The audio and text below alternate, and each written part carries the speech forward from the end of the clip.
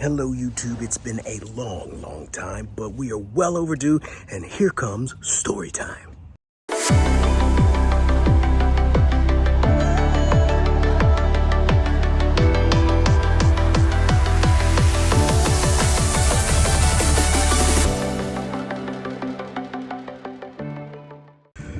Lots going on in my life, crazy busy times, but it's been too long since I posted a video, and so I thought you all deserved this one, especially because it was such a good story.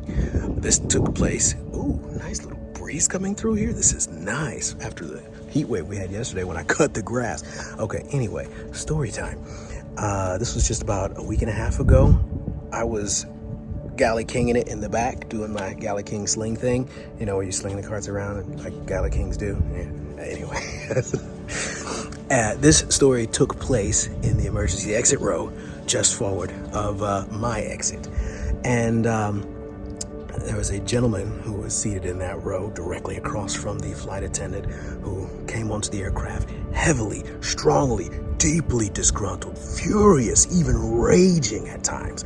What was the nature of his problem? Well, he had connected from I don't know where into Dallas, and then he had wanted to stand by for another flight and didn't get that flight, and didn't know what was going on with his bags, if his bags were going to the original destination or if he was going to be able to pick them up at his new destination, because now he's getting picked up somewhere in Southern California. Like, there were two airports that he could have gone to, and his bag possibly was going to one while he went to the other, and he didn't know whether or not it's going to be picked up at the airport when he arrives, or which are things you can totally find out when we get there.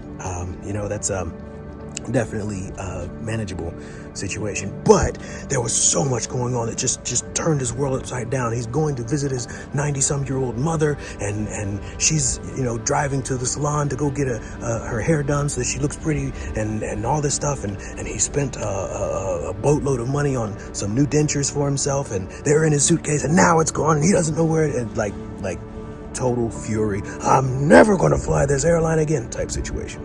And by type situation, I mean like literal words. Never going to fly this airline again. And I want to give the utmost credit where credit is due to our flight attendant who was seated across from him and who was in the direct fire, like literally just bang, and yet handled it remarkably well, gracefully even.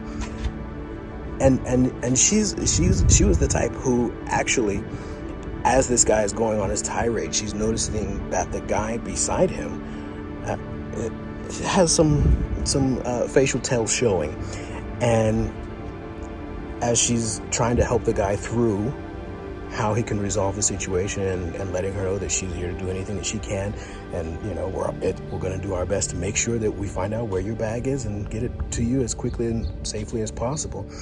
Then she, I don't know if it's on a whim or whatever, but she inquires if the gentleman sitting next to him has anything he might like to add, because he looks like there's a lot on his mind that he's just not saying. And after having heard this man's whole story about how he's, you know, going to go see his mother and all these misfortunes that have waylaid him, the gentleman beside him quietly shares that he is on his way to bury his mother, who he did not get to see one last time. Wow.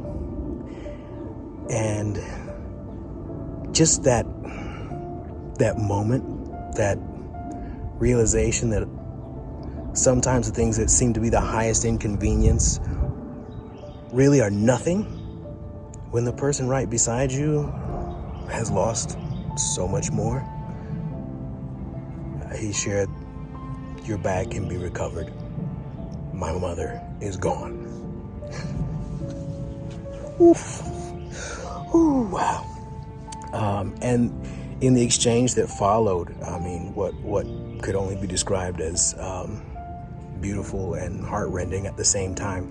Two people coming from opposite ends of the spectrum met somewhere in the middle because they happened to be seated next to each other, and their two worlds colliding in that moment brought peace and resolve to both of them. As you know, our flight attendant was there at the jump seat. Then seeks to comfort the man beside the initial man in, hearing his story of how he has literally just lost his mother and how he was only able to speak to her over the phone. He was not able to get there in time.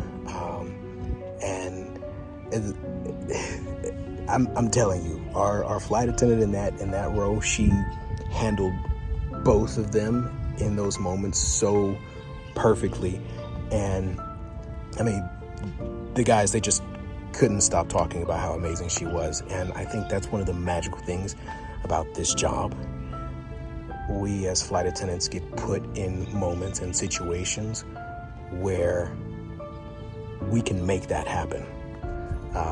And I really just hope that as well, hearing this little brief story time, that we can all keep in mind that we have no idea what is going on with the person right next to us.